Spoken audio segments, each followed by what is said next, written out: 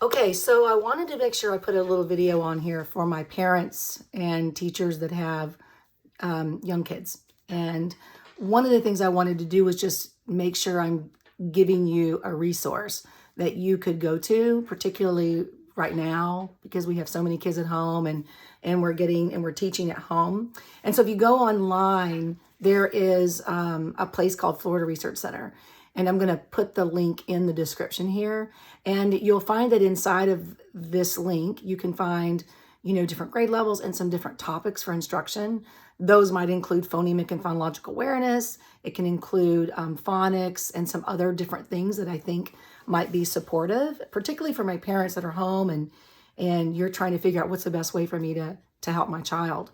I want to talk a little bit about oral language and phonemic and phonological awareness in young children because I'm finding that it's a huge deficit. I started noticing this as an issue probably about 10 years ago. I started questioning and wondering why I was seeing more and more kiddos coming in through kinder and first grade and that they seem to be having more struggles. And I know that teachers are teaching harder than they've ever taught before in history because I'm in classrooms on a regular basis. So as I began looking at that, one of the things that I started having a theory about was oral language acquisition. And that I was noticing that kids, the sophistication of their language didn't feel as strong as maybe what it used to be. And so I was like, gosh, why? What is that? And I'm not saying this is the only reason, but I suspect that one of the reasons is that we have a lot of kids that are on tablets and devices.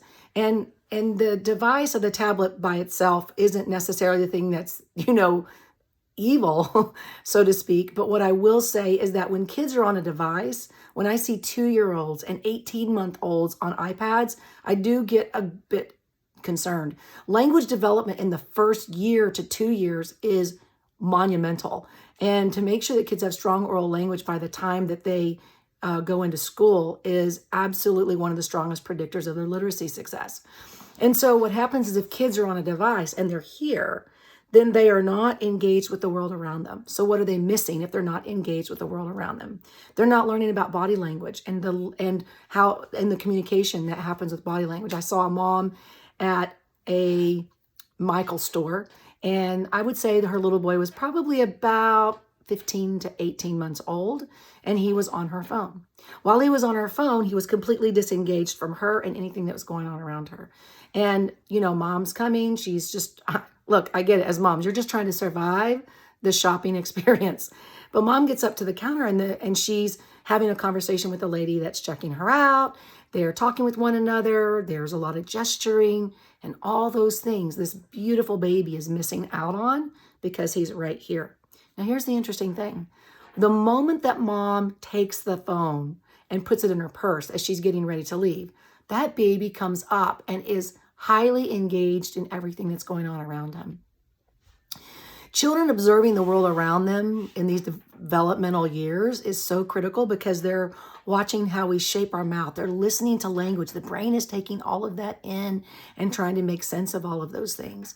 And if kids are here all the time, they're not getting that. So be aware of how much time you're actually letting your young children on devices, because I'm noticing that and you can talk to any teachers that are teaching kinder and first grade, and they're going to tell you that they've seen a huge difference in the language levels that kids are coming to school with. And I would just say that's one of those things. Making sure that we're talking with kids, sitting them up on the counter, doing regular everyday things with them, letting them help you wash the dishes, sitting on the counter as you're making cookies and talking across those things. Just those kinds of things are so important to developing kids' language skills. And then another thing that would be really important to understand is that to understand about phonological awareness and phonemic awareness. This has nothing to do with when they see the letters in print. This has to do with their understanding how language works when they hear it. So being able to just discriminate sounds, words that sound the same. And that's why singing with your young children is so important. I mean, my kids, when they were little, we listened to the Wiggles. We listened to all these different, Barney, he is great. And so when you look at these different things that make children's songs, right? It's really important actually for kids to listen and to sing those. So whether it's Down by the Bay or Mr. Sun, those songs help them play with language. Reading Dr. Seuss. Man, Dr. Seuss was years ahead of his time because he was really developing stories that played with language and were kind of silly, which made it fun for kids. But what that's doing is that's developing their discrimination for sounds.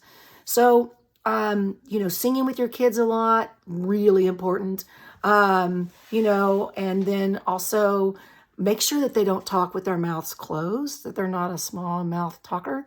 That's going to really affect the development of the ears as well for language. So making sure that when children are talking, that they're really opening their mouth, even if you have them over enunciate.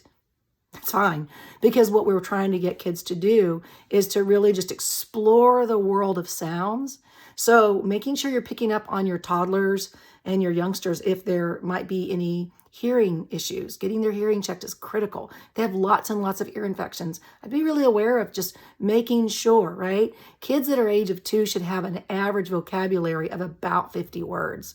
So that's not a hard rule of thumb. I don't want anybody, freaking out if their kid is not, but it is something I would just kind of like monitor.